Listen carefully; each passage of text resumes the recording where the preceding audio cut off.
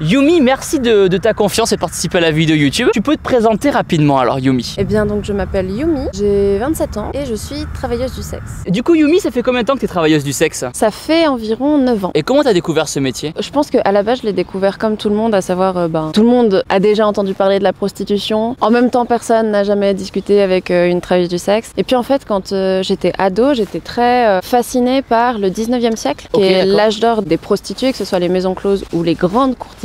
J'ai été éduquée, je pense, avec une grande ouverture d'esprit par rapport à la sexualité. J'avais pas de tabou. J'étais fascinée par les grandes courtisanes surtout. Je me disais, mais c'est incroyable ces femmes qui sont si puissantes, qui sont comme un peu au-dessus du reste du monde, qui sont des femmes distinguées, qui sont des femmes libres à une époque hyper patriarcale, hyper misogyne. Au début, je fantasmais un peu sur l'idée d'être comme une grande courtisane, mais un peu comme d'autres fantasmes, je sais pas, de faire la Starac ou d'accord. tu vois, d'être astronaute. C'est juste qu'il y en a qui vont jusqu'au bout et d'autres pour qui ça reste juste un rêve un peu. Fantasme. Et puis une espèce de sentiment que la sexualité c'était vraiment un moyen de se connecter aux autres qui était pur et qui était vrai. Très jeune en fait j'ai eu cette espèce d'intuition là. Et puis je me disais juste waouh, ce serait hyper fascinant d'être courtisane, de faire de la sexualité mon métier. Qu'est-ce que tu as fait comme étude à la base toi? J'ai eu mon bac en littérature, je savais pas trop quoi faire. Je suis d'abord partie en histoire de l'art et c'est pendant ma première année d'histoire de l'art que j'ai commencé le travail du sexe.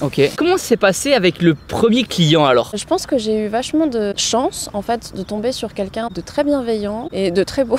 Je vais pas te mentir. Je pense que ça aide. Ouais, je pense aussi. En tout cas, j'ai mis une annonce sur internet et bien il y a des gens qui ont répondu. Parmi ces gens, il y a une personne avec qui on a carrément pris un rendez-vous. J'étais terrorisée la première fois. En fait, je connaissais pas ce métier et donc je pense que j'ai fait des choses que je referai plus aujourd'hui. Des erreurs un petit peu. Exactement. La manière dont j'ai pris rendez-vous avec cette personne que je connaissais pas ou j'avais pas de photos. Ça aurait pu être dangereux, ouais. Exactement, ça aurait pu être dangereux, mais j'ai eu la chance de jamais être tombée sur quelqu'un qui m'a fait du mal. Et donc, avec ce tout premier client, je me rappelle, on s'était donné rendez-vous à l'hôtel, mais je ne savais pas du tout à quoi il ressemblait. J'étais terrorisée, j'étais si jeune. T'avais quel âge à ce moment-là? J'avais 18 ans et demi. Et en fait, ça s'est très bien passé. Ça a été vraiment quelqu'un de très doux, de très gentil. Et je pense que cette première expérience positive, elle a vraiment dirigé finalement après mon choix de carrière. Parce que je me suis dit, mais en fait, c'est exactement comme je l'imaginais. C'est beau, une vraie rencontre, une vraie connexion. La personne, elle est vraiment respectueuse et gentille avec moi et en plus sexuellement c'était bien. Donc c'est ouf, ouais, donc t'avais tous les avantages quoi. Ouais, c'est ça.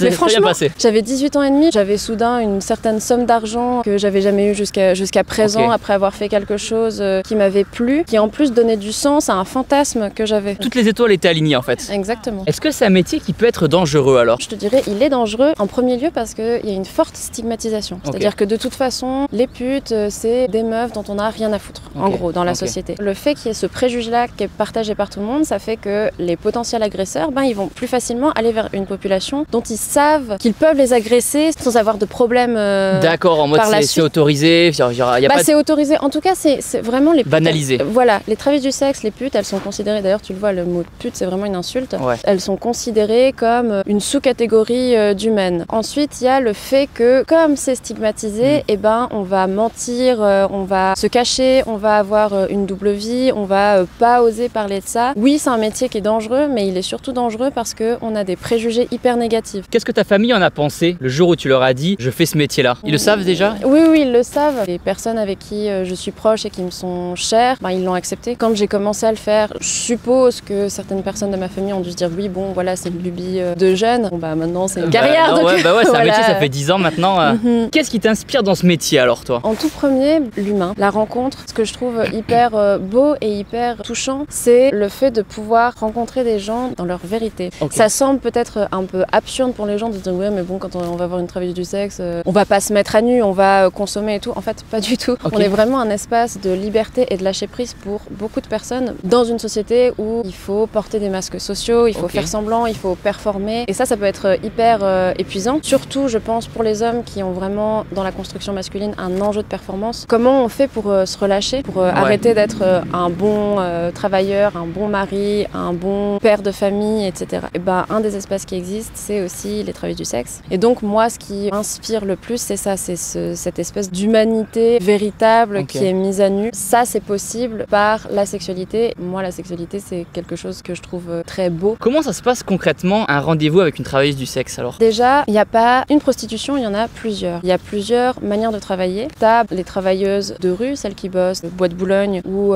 sur le trottoir. T'as des travailleuses, alors pas en France mais en Suisse, dans des salons. Amsterdam, au quartier rouge Amsterdam. Exactement, ouais. Okay. T'as des travailleuses qui vont être indépendantes et t'as aussi des travailleuses qui sont dans des grandes agences de luxe. Je pense selon le budget peut-être des personnes, selon ce qu'on recherche, eh ben ça va pas du tout être la même. C'est-à-dire que je pense que les hommes qui vont vers les travailleuses de rue, c'est plutôt sur une impulsion, alors que moi par exemple, faut prendre rendez-vous. La démarche, elle est pas du tout la même. D'accord. Et donc je pense que la rencontre sera pas du tout la même. D'accord. Parce qu'entre avoir une passe dans un bois en quelques minutes, ce qui est ok, hein, je juge pas du tout ça, ou alors avoir un rendez-vous, je sais pas, si on prend une escorte de luxe dans une agence pour toute une nuit, en fait ça va pas se passer de la même manière. Combien de temps ça dure un rendez-vous du coup avec une travailleuse du sexe? Moi par exemple, je travaille à l'heure. Donc en fait, si on book 1 heure, ce sera 1 heure, si on book 2 heures, ce sera 2 heures. Alors que d'autres personnes vont travailler à la passe, et donc ce sera dès que la personne a joui, c'est fini. Est-ce que c'est un métier qui est légal? Oui, c'est un métier qui est légal. Souvent les gens, surtout les Français, pensent qu'en France c'est illégal. On a le droit de se prostituer, on a le droit de vendre des services sexuels. Par contre, en France, on n'a pas le droit d'acheter des services sexuels. C'est la loi très hypocrite de 2016 qui est hyper problématique. Maintenant, en Suisse, c'est légal de vendre et d'acheter des services sexuels et c'est carrément réglementé. C'est-à-dire que c'est ok de le faire dans un cadre légal précis. Il y a des maisons closes en Suisse? Ouais, qu'on appelle des salons en fait. D'accord, des salons, très très bien. Et en France, je crois pas qu'il y en ait. Non, c'est illégal parce que en France, la définition du proxénétisme, c'est toute personne qui contribue ou qui bénéficie de l'argent, du travail, du sexe d'une autre personne. C'est très hypocrite cette loi et cette définition, ce qui fait qu'on ne peut pas ouvrir de lieu pour que les travailleuses du sexe puissent travailler dans de bonnes conditions. Est-ce que tu as quelqu'un qui partage ta vie? Alors moi actuellement je suis en couple, ce n'est pas la première fois que je le suis, donc j'ai été plusieurs fois. Et je pense que c'est important de le dire parce que souvent on se dit, et puis c'est ce que mes autres partenaires ont pu entendre, moi je pourrais pas être avec une travailleuse du sexe. Très bien que vous ne pouviez pas, mais en fait il y a des gens qui peuvent, et les travailleuses du sexe peuvent être en couple, elles ont le droit d'être aimées et elles le méritent. Qu'est-ce qu'il en pense ton copain du coup? Je l'ai dit dès notre première rencontre, donc il savait qu'en entrant en relation avec moi, c'était une des choses qui faisait partie de qui je suis. Moi je suis pour la communication claire et précise, et donc je lui dis moi c'est mon travail, oui j'aime mon travail, oui je peux prendre du plaisir dans mon travail, mais c'est mon travail. C'est pas la même chose que ma relation amoureuse, c'est pas la même chose que mon engagement amoureux. D'accord, ok, ouais. T'arrives vraiment à séparer les deux? Ouais. Tu l'as rencontré au travail du coup, ou alors rien à voir? Non, rien à voir. Ok, très bien. Non, je l'ai rencontré dans ma période de célibat où Tu sortais? Ouais, ça je sortais. Non, j'étais sur Tinder. Ah d'accord. Comme tout le monde. Comme tout le monde, j'étais sur Tinder. Dans mes périodes de célibat, si j'ai envie de coucher avec plein de personnes, je couche avec plein de personnes. Très bien. Et d'ailleurs, ça c'est intéressant parce que du coup, pour avoir couché avec plein de personnes et puis pour être en même temps travailleuse du sexe, les mecs sont pas très respectueux avec les femmes avec qui ils couchent sans argent. Par contre, les clients sont très respectueux avec les travailleuses du sexe. T'as vraiment remarqué qu'il y avait une différence de respect envers les gens qui payent pour avoir du sexe et ceux qui payent pas pour avoir du sexe? Ouais. Tes clients, toi, ils sont toujours respectueux? Ceux qui arrivent à être mes clients, oui. Il y a des gens qui, dans la prise de rendez-vous, dans la communication et tout, sont pas respectueux, mais moi, par exemple, je refuse qu'on me manque de respect. Je continue à être effarée de voir à quel point les mecs peuvent manquer de respect à des nanas avec qui ils couchent gratuitement. Ouais. Et je pense que ça participe à cette espèce de préjugé selon lequel la prostitution, c'est horrible parce que les hommes, ils te consomment, ils t'utilisent, ils te salissent. Ils te salissent. Mais en fait, cette croyance-là, elle existe parce que dans la séduction, dans les rapports de drague, les mecs sont pas très respectueux avec les meufs. Dingue, incroyable. C'est rigolo, rigolo à savoir en vrai. Combien tu as en moyenne de clients par jour? Moi, je fais ce métier aussi parce que mon vrai luxe, c'est le temps et c'est de pouvoir pas faire trop d'efforts et pouvoir me respecter. J'en prends maximum 2 par jour et je ne travaille pas tous les jours. Ça peut m'arriver de pas travailler pendant un mois parce que soit je suis fatiguée, soit j'ai d'autres choses à faire. En vacances, voilà. Je suis en vacances. À d'autres moments, je vais travailler plus justement pour compenser. D'accord. Comme toute profession libérale, en fait, tu lisses à l'année. T'as un statut, par exemple auto-entrepreneur ou quelque chose comme ça? Ouais. En France, faut se déclarer comme auto-entrepreneur et en Suisse, tu te déclares en tant que travailleuse du sexe. Est-ce que t'as déjà pensé à changer de métier? Changer de registre, non. Par contre, en ce moment, je suis en train de bosser sur un site d'éducation sexuelle. Justement parce que mon expérience professionnelle et personnelle sur les sexualités, je pense qu'elle me permet d'être suffisamment légitime pour pouvoir transmettre un tas de connaissances sur les sexualités et notamment de manière explicite. Est-ce que tu as des clients femmes? J'ai eu à la fois des couples, donc il y avait des femmes, puis j'ai eu des clientes seules qui venaient me voir, soit parce que c'est des personnes qui voulaient tester une expérience avec une femme, soit parce que c'est des personnes qui avaient besoin de se reconnecter à leur sexualité et avaient été abusés par des hommes et donc voulaient passer d'abord par une femme. Soit je propose aussi des séances de dialogue, de coaching, donc des personnes qui ont envie de discuter de sexualité avec une professionnelle des sexualités en sachant qu'elles ne seront pas jugées. Ça rebondit sur la question que je vais te poser. Est-ce que tu as des clients qui viennent te voir seulement pour discuter, sans rapport? Oui, j'ai fait une prestation pour ça. Il y avait de la demande? Oui, exactement. Et puis que je trouvais pas ça juste qu'on me paye pour 1 heure de temps de sexualité, alors qu'en fait les gens avaient juste besoin d'être entendus, d'être épaulés. Donc oui, je propose ça. Mais j'ai jamais eu de personnes qui me payaient pour une prestation sexuelle sans utiliser cette prestation sexuelle. D'accord, ok, ça marche. Tout en sachant qu'en fait cette prestation sexuelle, elle inclut qu'on va discuter, qu'on va faire connaissance. À quel âge t'as commencé ce métier? Eh ben j'ai commencé hyper jeune parce que j'ai commencé à 18 ans et demi. J'ai commencé si jeune parce que, comme je te le disais, je fantasmais sur le fait d'être travailleuse du sexe. Ça prenait vachement de place, on va dire, un peu dans ma vie ce fantasme parce que c'était quelque chose que je voulais faire. Mais je me disais, ok, je fais des études, je fais un master et puis quand j'aurai 25 ans, je commencerai. Et quand j'en discutais un peu autour de moi, on me disait, mais t'es cinglée, t'es folle, mais tu crois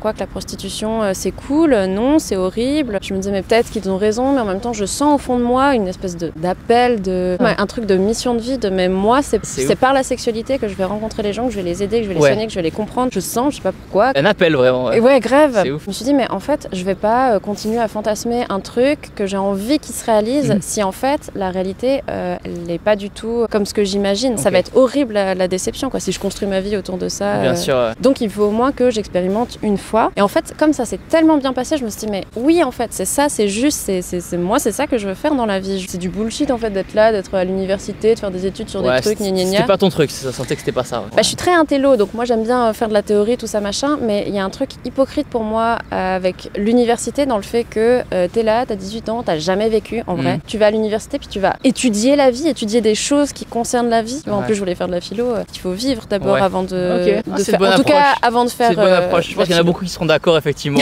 Il y en a beaucoup qui seront d'accord. As-tu déjà rencontré des femmes qui n'avaient pas le choix de faire ce métier? Bon ça c'est une question qui est intéressante sur la notion de choix. Ça nécessite que je définisse plusieurs choses. La première c'est que le travail du sexe et l'esclavagisme c'est deux choses différentes. On va parler d'esclavagisme quand il y a une ou des tierces personnes qui t'obligent à faire quelque chose que tu ne veux pas. Oui c'est horrible et je condamne l'esclavagisme sexuel. Ensuite le travail du sexe ça veut dire qu'on a choisi d'exercer ce travail-là. Par contre la notion de choix elle est pas si simple, elle est pas si linéaire. Ça ne se passe pas comme ça dans la vie. Les choix c'est toujours déterminé par tout un tas de situations, tout un tas de choses. Et notamment quand tu choisis de faire un boulot, et ben t'as déjà une contrainte qui est il faut que tu gagnes de la thune parce qu'on est dans un monde qui demande à ce que tu gagnes de l'argent pour pouvoir vivre. Toutes les personnes qui exercent le travail du sexe, elles sont de base contraintes par le fait de devoir gagner de la thune. Mais comme tout le monde en fait, ce qui est intéressant aussi avec la notion de choix, c'est que c'est le seul métier où on te demande si tu l'as choisi et il faut que tu te justifies de l'avoir choisi, que tu te défendes là-dessus. Mais je trouve pas ça juste. Moi j'ai jamais rencontré de personnes qui étaient contraintes par la force d'un tierce. J'ai jamais rencontré quelqu'un qui était esclave sexuel. Par contre j'ai déjà rencontré des nanas qui faisaient ce boulot pour gagner de l'argent et sans donner plus de sens que ça. J'ai déjà rencontré des nanas qui faisaient ce boulot et qui le vivaient pas comme une contrainte. Par contre avec tout le poids de la stigmatisation, toute l'obligation du mensonge, toute l'obligation de cacher leur vie, et ben c'était hyper dur à vivre. Mais pas parce qu'elles faisaient des prestations sexuelles, parce qu'elles devaient mentir, parce que la société te dit que t'es une pauvre fille, que t'es bête, que tu peux rien faire d'autre. Quand dans l'inconscient collectif, la figure de la pute c'est vraiment la femme salie par excellence. Si t'as pas la force de lutter contre ça, de donner du sens à ce que tu fais, ben en fait t'es obligé d'être affecté par ça et de te dire mais en fait peut-être que les gens ont raison, peut-être que je suis sale. Comment expliques-tu aux personnes que tu rencontres dans la vie de tous les jours ton métier? Et ben je leur dis que je suis travailleuse du sexe tout simplement. Aussi parce que, et là c'est un cercle vertueux, c'est-à-dire que comme les gens que je fréquente aujourd'hui, ils m'ont connue en étant déjà travailleuse du sexe, je suis pleinement acceptée. Donc quand je rencontre de nouvelles personnes, si les personnes n'acceptent pas mon boulot, je ne vais pas pouvoir tisser de lien avec ces personnes-là. Et là où c'est un cercle vertueux, c'est que comme je suis acceptée, je sais qu'on peut m'accepter. Et je sais qu'on doit m'accepter, que ma dignité c'est ça, c'est de dire même moi en fait, je choisis de faire ce que je veux dans la vie, je fais de mal à personne, on doit me respecter et m'accepter. Et si on veut pas, c'est ok, mais alors faut pas me faire perdre mon temps. Ce sera pas des amis ou des connaissances et voilà quoi. Du coup, combien ça peut gagner une travailleuse du sexe alors? Ça dépend de plein de choses parce qu'en fait, encore une fois, on parle d'une prostitution alors qu'il y a des prostitutions et il y a des classes sociales dans la prostitution. Les personnes qui travaillent à la passe vont demander moins qu'une personne qui travaille à l'heure. Il y a des personnes qui vont demander 1000 balles de l'heure dans les grandes agences d'escorte et il y a d'autres personnes qui vont demander 50 balles la passe. C'est comme dans tous les métiers en fait, t'as des hauts salaires, des bas salaires. Exactement. Et puis aussi des personnes qui, parce qu'elles gèrent mieux leur boulot, elles vont gagner beaucoup plus d'argent que d'autres personnes qui, moi par exemple, je suis très flemmarde,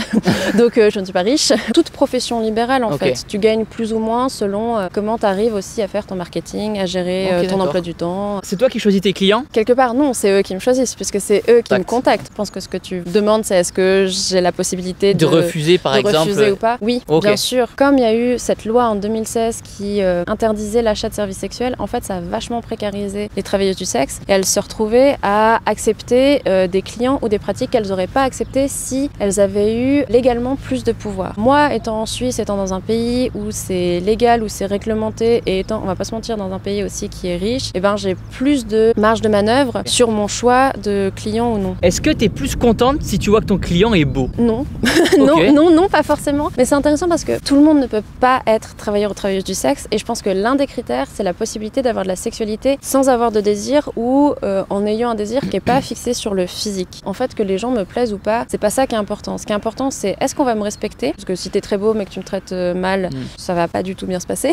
En fait, il y a certains mecs, sous prétexte qu'ils sont beaux, ils font aucun effort sexuellement et ils considèrent qu'ils sont les rois du monde et que tu es censé les servir. Ok, très bien. Okay. Voilà. Est-ce qu'il y a une bonne relation entre différentes travailleuses du sexe? Pour ce qui est des personnes qui travaillent dans la rue, je ne sais pas, je n'ai jamais travaillé en rue, donc je peux pas me prononcer. Okay. Il y a beaucoup d'avions. Ah oui, c'est le concept de l'aéroport. Jusque-là, c'est cohérent. Franchement, en salon, ça va vraiment dépendre des personnes en fait. Autant j'ai été dans des salons où il y avait une super entente, où vraiment c'était tellement la joie de se retrouver et puis qu'on s'amusait bien. Et puis en même temps, il y a des moments où certaines personnes vont créer des tensions ou alors il y a des groupes qui vont se faire et puis ça va être compliqué. Donc vraiment, c'est... Comme un boulot classique en fait. Exactement, comme dans tous les boulots. Et des fois c'est cool, des fois c'est relou. Il y a quand même un truc très fort qui va lier très vite les travailleuses du sexe, c'est le poids du mensonge. Et puis la plupart des travailleuses du sexe, en fait, elles ont une double vie. La vie dans le salon, généralement, c'est celle qui prend le plus de temps dans la journée. Quand tu bosses, je sais pas, de 11h à 19h, tu passes beaucoup de temps à attendre, parce que c'est aussi ça le travail du sexe, c'est beaucoup de temps à attendre.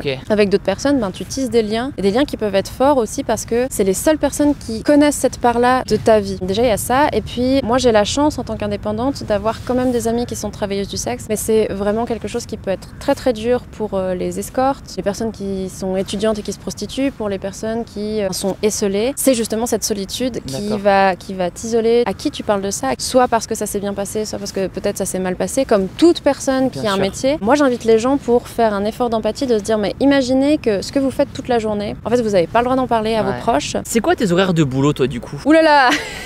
Je représente personne parce que je suis une grosse flemmarde. Avant, c'était à partir de 11h et puis en fait, c'était même trop tôt pour moi. Ah ouais, ok, t'étais donc maintenant, c'est à partir de 13h, on va dire, jusqu'à 20h. Si je peux commencer à 15h, ça m'arrange. Donc, c'est intéressant parce que comme toute profession où tu es indépendant ou indépendante, tu peux choisir tes horaires. Et pour moi, le vrai luxe du travail du sexe, c'est d'être libre. Est-ce que tu as une anecdote rigolote à nous raconter sur un client qui est venu te voir un jour? Non mais moi, vraiment, je suis très classique dans ma manière de travailler et c'est ça aussi que je mets en avant. Je fais ce qu'on appelle du girlfriend experience, de faire sentir à la personne qu'il est avec quelqu'un de proche comme sa petite amie. Et donc, moi, je suis plutôt sur un registre de vraiment de spontanéité, de quelque chose de très naturel. J'ai même pas envie de mettre de la lingerie en fait. Et je pense que c'est ça que les gens apprécient chez moi. Et du coup, j'ai pas d'anecdote de pratique hyper ouf ou qui sortent tellement de l'ordinaire parce que moi, je pratique pas ça. On vient pas me voir pour ce genre de choses. Maintenant, j'ai plein de souvenirs de situations hyper belles et hyper touchantes. Je sais pas, par exemple, j'ai des clients, ça fait 7-8 ans que je les connais. J'ai des clients, par exemple, qui, au niveau de la santé mentale, vont pas forcément bien. Par exemple, avec des envies suicidaires, de la dépression ou alors des personnes qui vivent des ruptures. Puis, moi, je suis une relation peut-être sécuritaire, je suis un espace de confiance. Et puis ça, c'est hyper touchant de savoir que quand ça va pas, je peux être une personne de référence. Et ils vont pas forcément consulter des psys, ils se sentent plus en confiance avec moi qu'avec des psys. C'est ouf. Est-ce que ça t'est déjà arrivé d'avoir un orgasme avec un client? Oui, et ça m'arrive souvent, si tu veux tout savoir. Pourquoi? Petit cours. Ce qui s'est passé dans ma vie sexuelle, pas que professionnelle, aussi personnelle, c'est que, et puis là, je pense qu'il y a beaucoup de femmes hétérosexuelles qui vont se retrouver, tu te rends compte qu'il y a vraiment une injustice en termes de satisfaction sexuelle entre les mecs et les nanas. Et puis je me suis dit, mais pourquoi? Quelle est cette différence? Eh ben, c'est que les hommes, ils se permettent de prendre leur plaisir. D'ailleurs, ça se dit dans le vocabulaire, tu vois, je vais prendre mon pied. Je prends mon pied, exactement. Donc en fait, les hommes s'autorisent à se centrer sur eux et à prendre leur plaisir dans une interaction sexuelle avec une nana. Là où les femmes, elles se mettent plutôt à disposition, elles cherchent plutôt à satisfaire leur partenaire. Et moi je me suis dit mais en fait, et si moi je vais chercher à prendre aussi mon pied, qu'est-ce qui se passe? Et ben en fait ce qui se passe c'est que je peux prendre mon pied, de pas attendre qu'un homme me fasse jouir, mais de dire non mais moi en fait je suis responsable de mon plaisir et je peux le prendre et j'ai cette puissance là. Et en fait ça fonctionne, je peux jouir facilement avec un tas de personnes parce que c'est pas les autres qui me font jouir, c'est moi qui choisis. Qui est dans un état qui me met dans un état et puis qui connaît suffisamment mon corps pour savoir comment aussi jouer, il n'y a pas de miracle. Dans une interaction sexuelle, il y a 4 postures qu'on peut avoir. Servir, prendre, permettre et il y a recevoir. Quand tu prends, la personne elle est obligée de permettre. Quand tu prends pour ton plaisir, l'autre elle se laisse quelque part utiliser pour que tu prennes ton pied. Et puis quand tu sers quelqu'un, tu lui offres un cadeau et l'autre alors il l'accueille, il le reçoit. Selon cette logique-là, souvent les mecs donc ils prennent. Ce qui veut dire aussi que les nanas elles peuvent que permettre et pas recevoir. Ah oui. Toutes les 10 minutes, c'est la même qui passe. Souvent, les hommes prennent, ce qui signifie que les nanas, elles ne peuvent pas recevoir, elles ne peuvent pas accueillir le plaisir, elles peuvent que permettre qu'on utilise leur corps. Si tu veux accueillir, il faut qu'on te serve, qu'on soit à ton service. Moi, dans le travail du sexe, oui, je vais être au service du désir, de l'envie de l'autre, mais je vais aussi me permettre de prendre. Puis c'est comme ça aussi que je me sens puissante dans ma sexualité. Oui, je peux jouir, y compris peut-être avec des personnes pour qui je n'ai pas a priori de désir. Est-ce que avant un rapport sexuel avec un client, tu lui demandes par exemple de prendre une douche et d'être propre? Oui, on va dire dans mon rituel quand j'ai des clients, une des choses qu'il faut faire, c'est prendre une douche. C'est une manière de m'assurer que la personne, elle va être propre. Et aussi pour la personne de s'assurer qu'elle soit propre. Parce que ma clientèle, elle cherche à un minimum me plaire et puis ça fait partie du respect de la travailleuse du sexe que d'être propre. Est-ce que tu utilises des protections comme préservatifs, etc. Ah bah oui, il faut absolument, si vous êtes travailleuse du sexe, protégez-vous, faut pas faire n'importe quoi. Mais au demeurant, on a ce préjugé selon lequel les travailleuses du sexe, elles seraient porteuses de maladies, gna. Attention, nous on est des expertes des sexualités, on se protège, on fait attention. Par contre, il y a une recrudescence de la syphilis et d'autres MST et IST chez les jeunes parce que les jeunes ne se protègent pas, donc protégez-vous. Faites l'amour comme des professionnels, protégez-vous. Oui, je me protège systématiquement, y compris pour du plaisir buccal. Tu protèges tout le temps. Voilà, exactement. J'ai besoin, moi, de mettre cette barrière-là du préservatif avec mes clients. Comme ça me permet aussi de séparer ma vie sexuelle personnelle et ma vie sexuelle. Très bien. Protégez-vous. Quel type de clients tu peux recevoir? Des clients plutôt jeunes, âgés, qui ont un métier, des étudiants? Tout. Ça aussi, c'est intéressant parce que souvent, on imagine qu'il y a une espèce de client type qui serait un mec qui est pas en couple depuis très longtemps, qui a 40 ans, machin. Non, en fait, d'ailleurs, si vous êtes un peu sincère, discutez entre vous, par exemple entre mecs, je pense qu'il y a énormément de mecs qui sont déjà allés voir une travailleuse du sexe. Donc en fait, j'ai tout type de profil. J'ai des personnes célibataires comme des personnes qui sont en couple ou des personnes qui sont mariées. J'ai des personnes qui sont en couple avec des femmes qui sont au courant, qui vont voir une travailleuse du sexe parce que c'est ok dans leur couple. Et on va pas se mentir, une grande majorité qui mentent, qui n'en parlent juste pas. D'autres qui n'ont plus du tout de sexualité avec leurs femmes. J'ai des personnes qui sont jeunes, j'ai des personnes qui sont vieilles, j'ai des personnes qui ont des enfants, des personnes qui n'en ont pas. Vraiment tout type de profil. Est-ce qu'il y a des choses que tu refuses de faire? Oui, il y a plein de choses que je refuse de faire parce que j'ai mes limites. Comme je fais plutôt du girlfriend experience, on vient me voir plutôt pour des choses très classiques, ce qu'on pourrait faire avec sa partenaire, voilà. Et puis en plus, je fais du massage érotique, donc je suis plutôt sur un registre qui est doux et qui est dans la sensualité. Donc moi, j'ai pas de demande de choses hardcore, SM, etc. Moi, ça m'intéresse pas. Ce qui m'intéresse, c'est vraiment la connexion et la rencontre. Tu as parlé du girlfriend experience. Est-ce qu'il y a différentes expériences alors? Est-ce qu'il y en a d'autres? Donc moi, je suis dans une catégorie qu'on va dire escorte. Dans les escortes, il y a un peu 2 grosses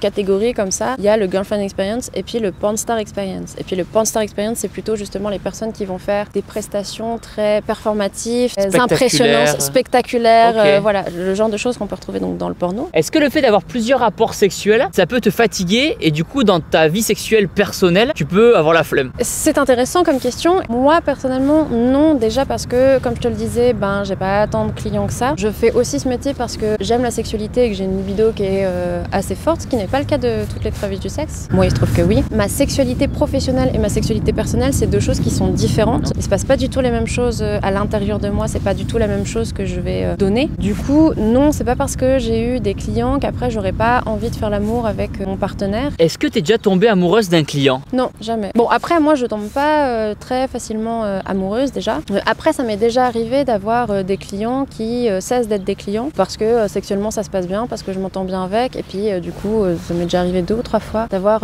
à la base reste des clients qui sont devenus après des amis, des amants. Ok, trop bien. Ok, cool. Est-ce que tu t'es déjà attaché à un client? En fait, je suis très attachée à plusieurs de mes clients parce qu'on noue des relations, surtout quand ça dure pendant un certain temps. Donc ouais, moi j'ai plusieurs clients auxquels je suis très attachée. Et d'ailleurs, je me suis déjà posé la question, parce que j'ai vécu des décès récemment, mais si certains de mes clients mouraient, comment ça m'affecterait? Quand est-ce que je serais au courant? Ah ouais. Est-ce que j'aurais le droit par exemple de venir à l'enterrement ou pas? Qui je suis pour cette personne-là d'un point de vue de sa vie sociale et familiale? Par exemple, j'ai un client qui m'a dit récemment qu'en fait j'étais sa relation la plus sincère. Okay. J'étais très certainement la personne qui le connaissait le mieux et le plus. C'est hyper beau, mais du coup, si cette personne-là, elle meurt, par rapport à la famille, je suis personne. J'existe même pas. Ouais. Selon toi, pourquoi la prostitution, c'est un sujet tabou? Eh ben déjà parce que ça parle de sexualité et que la sexualité, de manière générale, elle est tabou. Mais aussi parce que ça parle d'argent et l'argent. Voilà. Devinez quoi, c'est tabou. Et en fait, on met deux choses taboues ensemble, c'est terrible. Mais surtout, je pense que c'est parce que c'est de la sexualité de femme qui sort de cette notion d'appartenance